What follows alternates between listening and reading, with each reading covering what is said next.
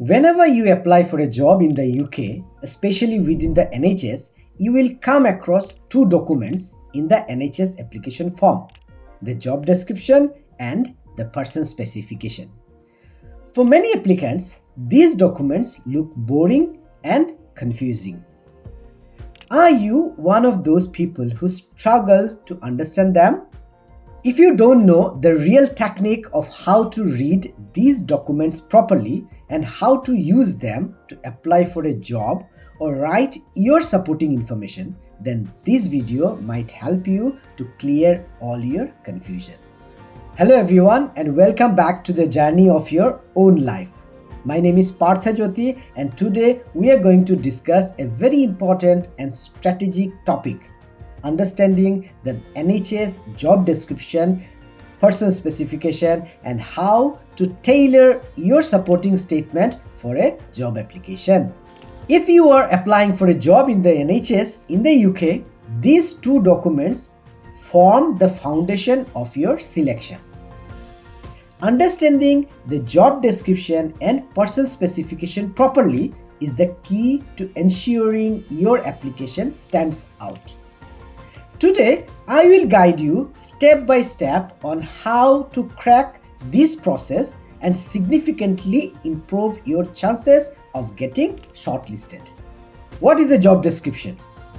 An NHS job description is a detailed document that clearly outlines your job role, responsibilities, and day-to-day tasks. In simple terms, it is a roadmap that tells you what your key responsibilities, duties, and tasks will be in that role. At the bottom of the job advertisement, you will usually find a PDF link called Job Description and Person Specification, or JD and PS. You need to click on that link and download the document. Understanding this document is crucial because it tells you exactly what is expected from you in that specific role. Let's look at some key components of a job description. At the beginning, you will see job title, band, weekly working hours, site, and department. Job purpose. This section explains the purpose of the post, why this role exists, so that you clearly understand what the organization is looking for. Organizational position. This shows where your role sits within the organization. It also explains who you will work with, internal staff and external professionals, meaning collaboration with multidisciplinary teams. Clinical and operational responsibilities. This section describes your daily duties. For example, if you are applying for a radiographer role, it may include performing diagnostic imaging and possibly some managerial responsibilities. It is essential to reflect on how your experience aligns with these responsibilities. Organizational and professional responsibilities or working conditions. This section explains the work environment and the challenges you may face. Here, you need to demonstrate a professional attitude. Another part is communication. This section describes how you are expected to communicate effectively with staff and other members of the multidisciplinary team. There are some other important sections. You should also carefully read all the sections related to personnel and professional development, like personnel ethics, trust policies and responsibilities, confidentiality, data protection, safeguarding, infection prevention, equality, and behavioral values. These are all standards you will be expected to maintain in the role. Apart from those, you will need to show your technical skills as well. Pay close attention to specific technical skills mentioned, such as operating MRI or CT scanners, using specific software system, etc. This is where you need to match and highlight your technical expertise. Think like Job descriptions act as a checklist of what the employer expects from you. Use this checklist to highlight your relevant experience and show that you can deliver these responsibilities effectively. Now, what is a person specification? If the job description defines the role, the person specification defines you. This document outlines the qualifications, skills, experience, and personal attributes the employer is looking for in an ideal candidate. It essentially describes what the perfect candidate looks like. The person specification usually has two sections: essential criteria and desirable criteria. Let's talk about essential criteria. These are mandatory requirements. If you do not meet them, you will not be shortlisted. For example, for radiographer roles, HCPC registration is essential. If you do not have it, you cannot apply. Desirable criteria. These are additional qualities that give you an advantage but are not compulsory. For example, having prior NHS experience is not mandatory, but it gives you extra points and strengthens your application. Now comes the most important part: tailoring your application using these documents.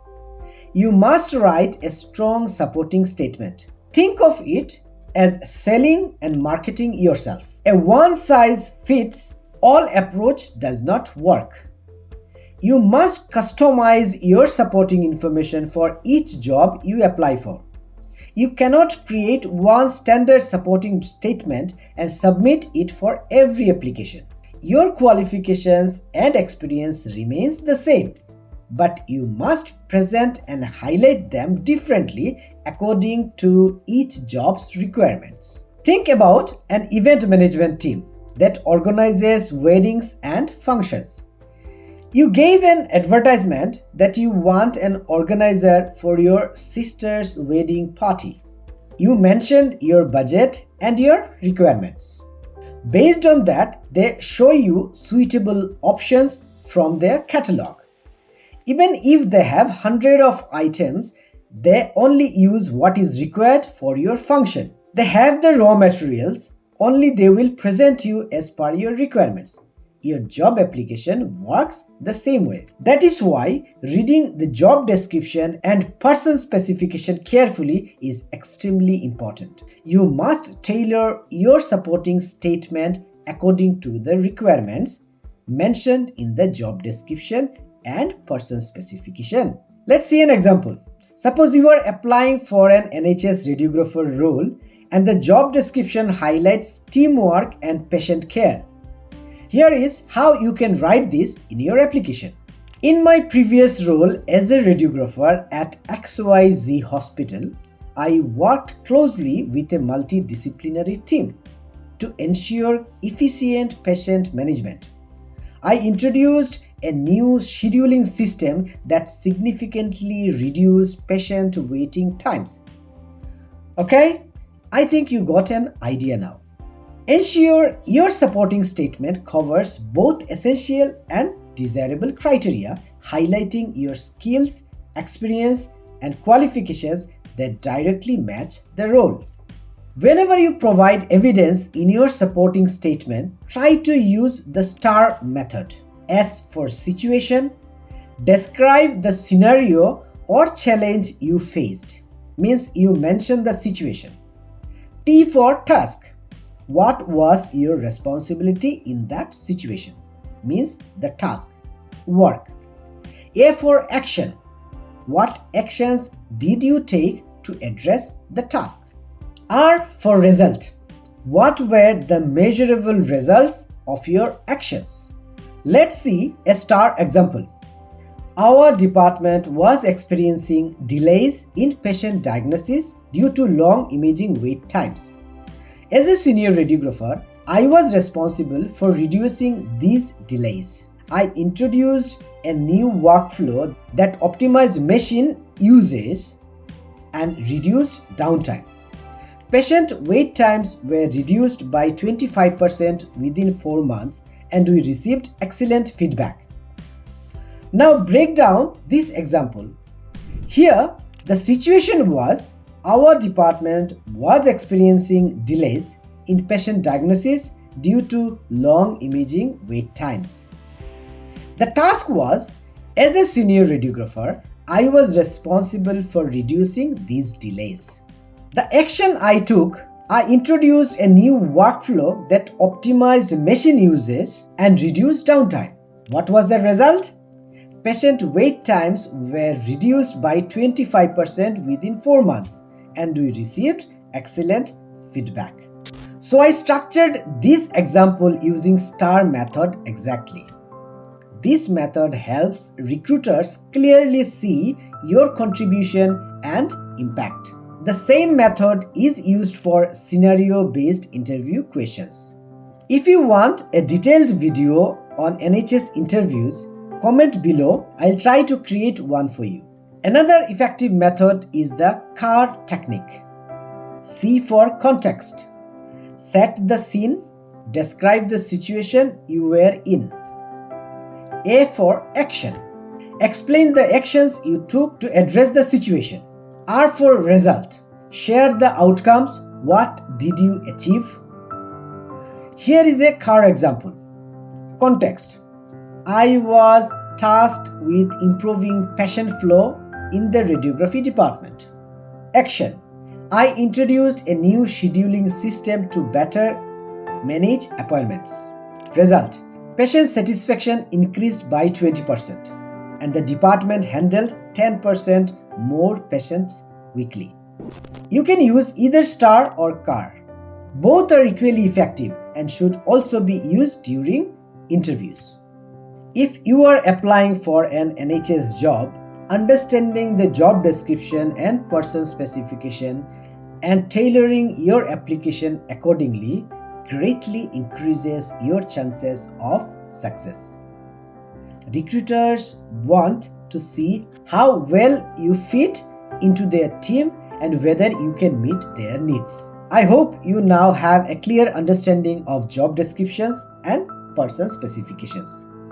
I am planning to make a video on how to write an NHS supporting statement because that is the most important part of the application, where you truly market yourself.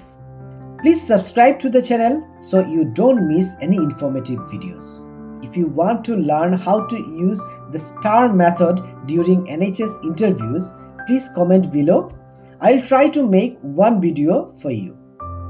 If you have any confusion or need further guidance, feel free to comment. I'll be happy to help you.